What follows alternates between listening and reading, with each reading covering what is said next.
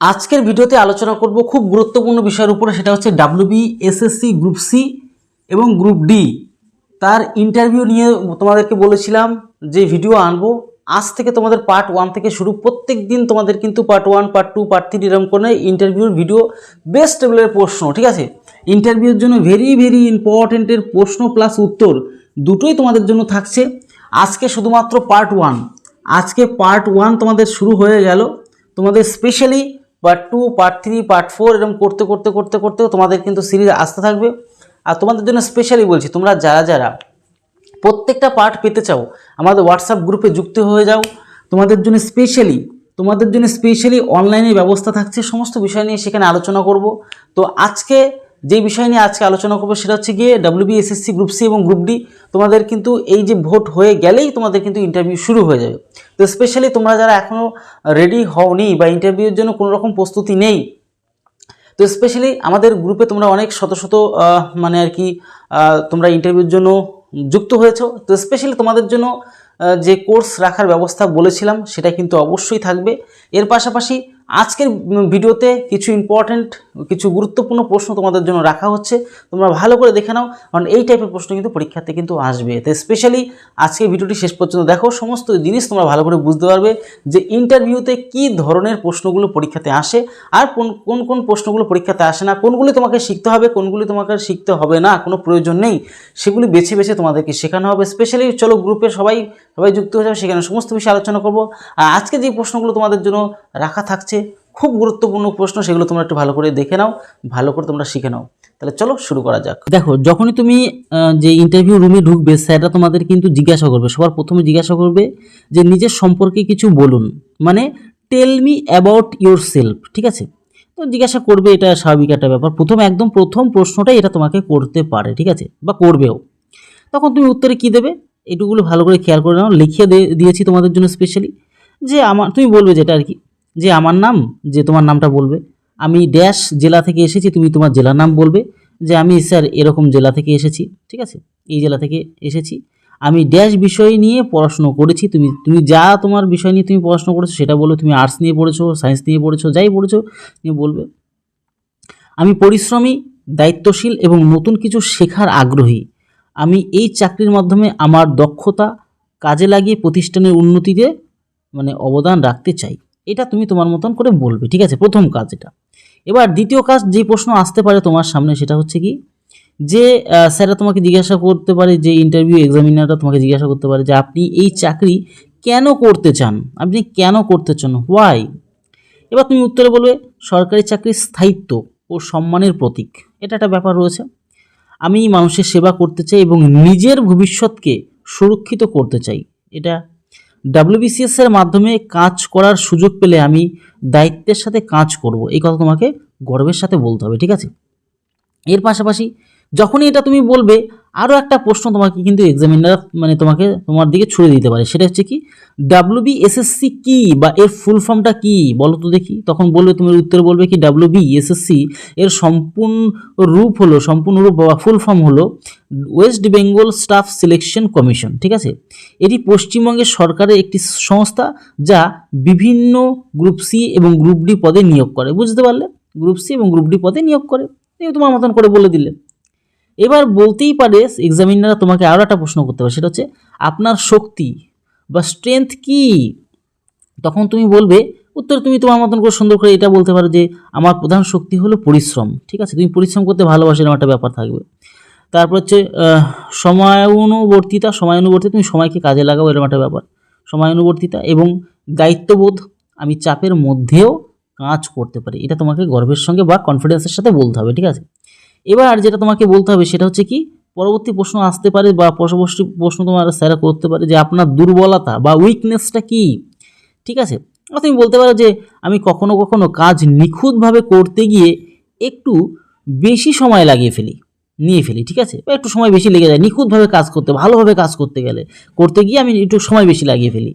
তবে এখন আমি সময় ম্যানেজমেন্ট শেখার চেষ্টা করছি, তবে সময়টাকে আমি সময় ম্যানেজমেন্ট কী করতে হয় বা আরও কীভাবে সময়টাকে সুরক্ষিত রাখতে হয় সেই জিনিসটা আমি কিন্তু শিখছি। তুমি সেখানে তোমার যে ভুল যেটা হচ্ছে সেটা তুমি আবার ঠিক করে নিচ্ছ, এরকম একটা বোঝাতে চাইবে। এবার পরবর্তী প্রশ্ন আসতেই পারে যে আপনি কি টিমে কাজ করতে পারবেন, মানে এই যে টিম হিসেবে যে টিম ওয়ার্কিং যে কাজগুলো, মানে সরকারি চাকরি তো আর একা একা নয়, তোমার একটা টিম থাকবে, টিমের সাথে টিমরা যা বলবে সেটা কি শুনে কাজ করতে পারবে কি না, বা একসাথে কাজ করতে পারবে কি না। তখন তোমার উত্তর বলতে অবশ্যই হ্যাঁ, আমি টিমে কাজ করতে স্বাচ্ছন্দ্য বোধ করি, মানে তুমি ভালো লাগে তোমার টিমে টিমে কাজ করতে আর কি।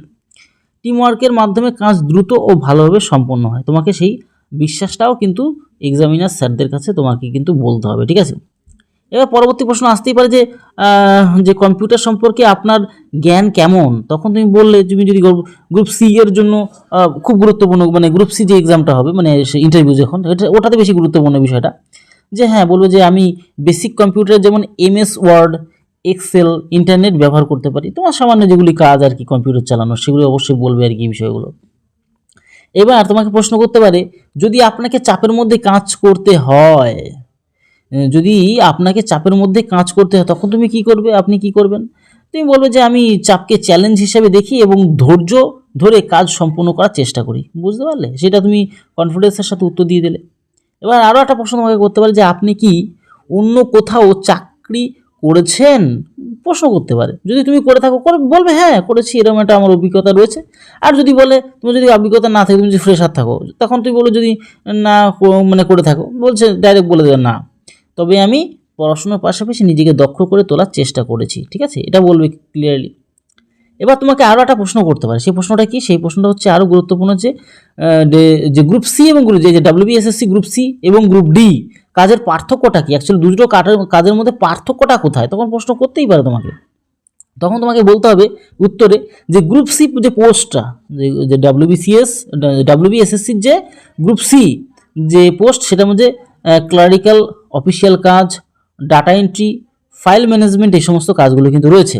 আর গ্রুপ ডি ক্ষেত্রে, গ্রুপ ডিটা অ্যাকচুয়ালি কি, যে সহায়ক কাজ, অফিস সাপোর্ট করা, অফিসে মানে বিভিন্ন ধরনের কাগজপত্র সাপোর্ট করে দেওয়া, পরিষেবা, এই সমস্ত ক্ষেত্রে কিন্তু গ্রুপ ডির যে ব্যাপারটা রয়েছে, তখন তুমি পার্থক্য ক্লিয়ারলি বুঝিয়ে দিলে, তখন বুঝতে পারো যে না তুমি দুটো বিষয় ভালো করে জানো। তোমাকে জাস্ট দেখবে, ইন্টারভিউ মানে কি তোমার পার্সোনালিটি টেস্ট, ঠিক আছে, তোমাকে দেখবে তোমার অ্যাকচুয়ালি তোমার অ্যাটিটিউড কেমন, এইসব বিষয়গুলো তো বেশি বেশি খেয়াল করবে, প্লাস এই সমস্ত প্রশ্ন জিজ্ঞাসা করতে পারে। আপনি যদি ভুল করেন তাহলে কি করবেন, জিজ্ঞাসা করতে হবে যে আপনি যদি ভুল করেন তাহলে কি করবেন।